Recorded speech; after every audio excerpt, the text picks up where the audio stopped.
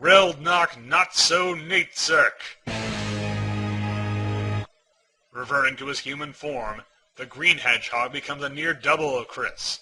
Instead of one blue eye and one green eye, his eyes are red and orange. His left ear is pierced, sporting a safety pin for an earring. A chain dangles from his neck, and instead of a Sonichu medallion, Reldnock has a black Sonichu medallion, held on his chest by a strange green harness. Aside from the green harness, he is nude from the waist up. A black codpiece covers the crotch of his pants, and the legs of his pants are ripped. Ah! Oh my dog! Screams Chris, covering his eyes. My fantasies blow vastly towards my opposite gender. I am so offended. Put a shirt on! Meanwhile, from outside the dark dome, the three Sonichus wait tensely for the others to emerge. Magichan attempts a psychic probe. Anything, Magichan? asks Sonichu. No, says Magichan. I am unable to send my mental wavelengths into the dark dome. The only way to learn Christian status is to wait. Black Sonichu, calls Sonichu. What's the score? 2-1, says Black Sonichu. Spill it, demands Sonichu. Well, sigh. My master, Nateserk, has gone under a real dark transformation. He wanted to take over the world and kill Christian, so he wants the 7 crystal balls of legend. And he anticipated this confrontation upon the snatching of his first Sonichu ball. Yep, it was all his idea. I'm concerned, though. He shoved his father out of his path without remorse. He's been insulting me at every moment, and to top it all off, he put whipped cream in my rockets. Ugh!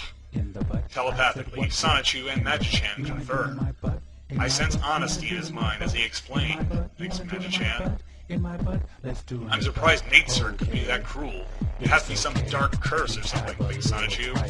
I can certainly tell you that Chris would rather be listening to his father's bickering now, thinks Magichan. By the way, asked Black Sonichu, how is Bubbles, that luscious set of water and electricity? Back in the dark dome, you weakling, taunts Reldnock. Your feeble autism and big heart hinder you vastly beyond Beliar. I have no such whackness, therefore I am the strongest. Cowardly liar, says Chris, you dare put me down with your insults. Where I lack in confidence, I make up for in heart, strength, and the caring, loving boost from my sweet friend, Meg-chan. Wanna bet? I'll whomp you to next Tuesday, challenges Reldnock. I will fight in defense with true might, says Chris. I will never be tempted towards your gross standards. Let's rock. Electric hedgehog power. Dark shocker power. The two men begin their transformations. As Chris's medallion gives him blue spines and a crooked tail, Reldnock's black Sonichu medallion gives him green spines and a green crooked tail. They each assume hedgehog form and become Warrior in Love and Honesty, Chris-chan Sonichu versus Reldnock Attack. The two emerge from the dark dome, facing each other in the mall as Sonichu and the others look on. Chris-chan, says Sonichu. Reldnock, says Black Sonichu.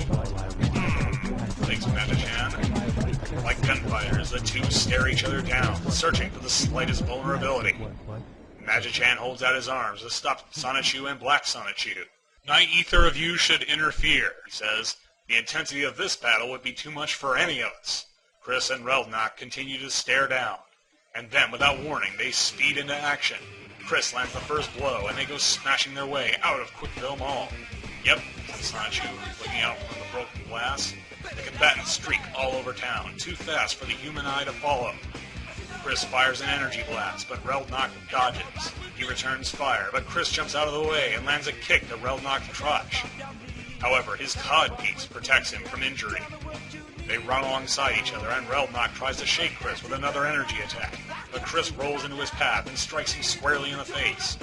Chris follows up with an energy blast, but Reldnock fires his own, and the two beams collide between them, causing a tremendous explosion of power. The blow sends Chris flying into an empty high school gym, and he smashes into the wall, creating a huge dent. Seemingly unfazed, Reldnock stands over the fallen form of his adversary and holds up the purple Sonichu ball. With the power of this crystal Sonichu ball I have in my hand, he says, I will deliver the final blow. How befitting is it that I get to destroy you in the school where you felt most happy? Too bad you won't be able to meet your fellow gal pal Lancers at the reunion. Ha! Ha! Ha! Farewell, Christopher Christian Weston Chandler. Suddenly a basketball strikes Relnock from the side, knocking out one of his teeth and rendering him unconscious. Later, Chris opens his eyes and finds someone with him. Hey, Christian, are you okay? Please, say something. Megan? He asks, bruised and back in his human form. What happened? For a while you were unconscious, Megan explains. Magaji led me here. Then you went back to Paradise Island. Your hedgehogs restored the damage from earlier. What of Relnock? Chris asks. That other guy? Ugh, don't get me started. He was just too weird, Megan says. Anyway, he hit his head on the bleachers, and he was still breathing, so he was sent to Quickville General Hospital. That jerk was about to finish me, Chris says. How did his head meet the bleachers? I can answer that, old buddy. An orange hedgehog stands on the court, holding a basketball. I was shooting some hoops when I heard the crash. Stunned and surprised, I watched as the green guy made his speech. When I heard what he was going to do, I threw my basketball with gusto. Direct hit and beyond. Not bad for a Lancer.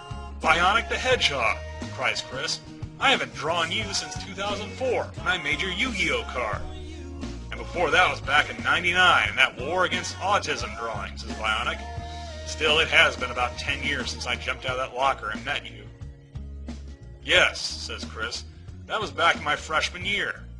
By the way, have you two met? Bionic, this is Megan Schroeder, my sweet friend. Megan, meet Sonic's long-lost, but found, b-ball playing brother, Bionic the Hedgehog. Hello, it's nice to meet you, says Megan. I'm delighted to make your acquaintance, Megan, says Bionic.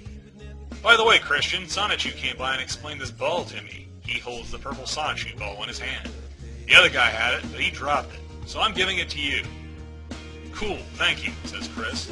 Speaking of that yellow rat, Bionic adds, I understand that soon after you met him, you found a girlfriend for him.